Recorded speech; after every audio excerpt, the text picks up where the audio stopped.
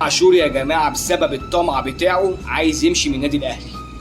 امام عاشور يا جماعه عمال يلح على اداره النادي الاهلي ويقول لهم لازم تعدلوا العقد بتاعي. يكلموه يفهموه يا ابني انت ناقص لك في العقد بتاعك 3 مواسم. 3 مواسم يعني الموسم اللي احنا فيه وكمان موسمين كمان. مش قادر يفهم، يقول لهم لا العقد بتاعي لازم يتغير. شوف زيزو بياخد كام، شوف تريزيجيه بياخد كام.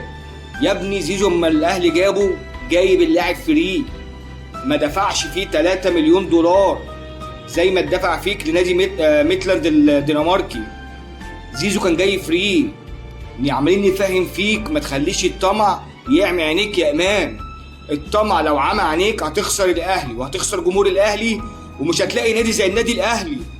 مش هتلاقي نادي زي النادي الاهلي ولا جماهير النادي الاهلي في اي نادي في العالم. لان امام عاشور قال لك انا غيرت ايه؟ الوكيل بتاعي احمد يحيى غيرته. طب النادي الاهلي قال لك ده بايه؟ نحاول نعدل له العقد برضه، ايه حاجه بسيطه يعني اوصل لك. شوف لدرجه ايه النادي الاهلي شريك جاي يتواصل مع احمد يحيى اللي هو اللي كان الوكيل بتاعه. احمد يحيى قال لهم معلش يا جماعه انا اسف مش انا الوكيل بتاعه. قال له انت بتتكلم جد يا احمد؟ قال له اه والله مش انا الوكيل بتاعه، ده هو غيرني وجاب ادم وطني. جاب ادم وطني؟ طب قال ادم وطني بسبب المشاكل اللي كانت بين وسام ابو علي وكابتن محمد يوسف، عشان ادم وطني دوت تجاوز في حق الكابتن محمد يوسف. من ساعتها النادي الاهلي اوقف التعامل مع ادم وطني. فوجئنا كلنا ان امام عاشور قال انا الوكيل بتاعي يبقى ادم وطني، واحمد يحيى انا بقدم له الشكر وشكرا على خدماتك يا احمد يا يحيى. اللي انت بتعمله ده يا امام انت عارف ان ادم وطني النادي الاهلي واقف التعامل مع ادم وطني خالص.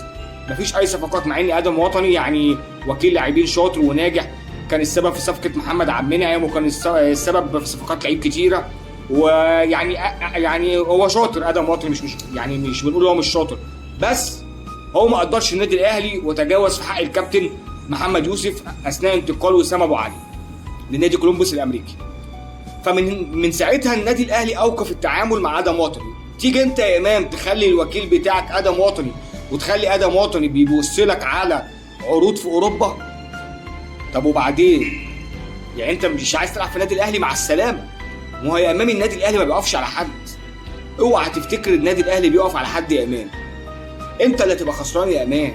النادي الاهلي هو اللي بيعمل اللعيبه، مش اللعيبه هي اللي بتعمل النادي الاهلي.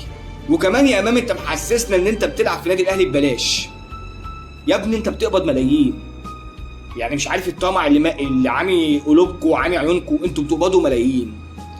يا عم ممكن تيجي مثلا في اخر موسم تطلب تعديل العقد، اللي هي في اخر السنه يبقى فاضل السنه تعدل العقد والاداره هتعدل لك. انما لسه ناقص 3 مواسم 3 مواسم وعايز تعدل العقد، ده جبروت. وتلاقي الاداره برضو بتحاول تماين معاك تقول لك ماشي هنعدل لك، بس بسبب مثلا النتائج الاخرانيه كانت برضو اداء الفريق مش كويس، مش هينفع ان انا اعدل عقد دلوقتي. طب باقي اللعيبه هنعمل معاها ايه؟ ما باقي اوضه اللبس هتقول لك ايه ده امام يتعدل له عقده لسه ناقصه 3 سنين. هتلاقي اللعيبه كلها يقول لك طب انا كمان يا كابتن معلش اجدد زي امام ما جدد. يا جدع ده امام عاشور كان بيطلع في التلفزيون مع شوبير ويطلع مع ابراهيم فايق يقول لك لا انا ما طلبتش تعديل للعقد. شوبير يقول له بس احنا سمعنا ان انت خليت الوكيل بتاعك يطلب. قال له لا انا ما طلبتش. يجي الوكيل يقول لك وانا هتكلم من نفسي، هو اللي قايل لي اطلب تعديل العقد. يطلع امام عاشور مع ابراهيم فايق يقول لك لا ده انا مكمل في النادي الاهلي وبحب النادي الاهلي وجمهور النادي الاهلي وما طلبتش تعديل في العقد. ونلاقي احمد يحيى يقول لك لا يا عم ده هو اللي بيقول لي كلمهم انا عايز تعديل في العقد. كابتن محمد يوسف صرح وقال قال لك امام عاشور جه بيقول له يا كابتن قدرني. قال له ايه؟ قال له قدرني. قال له قدرك في ايه يا امام؟ انت لسه ناقص لك 3 مواسم. الموسم اللي احنا فيه وموسمين اقدرك في ايه؟ اقدرك في ايه؟ هو انت يا امام بتلعب ببلاش؟ هو انت يا ابني بتيجي تلعب في النادي الاهلي مثلا ببلاش؟ ما بتاخدش ملايين؟ مش راكب احسن عربيات واحسن فيلا واحسن عيشه؟ كل ده يا امام مش عاجبك وراح تكلم ادم وطني اللي هو الوكيل الجديد بتاعك عشان يشوف لك عرض بره؟ مع السلامه يا امام.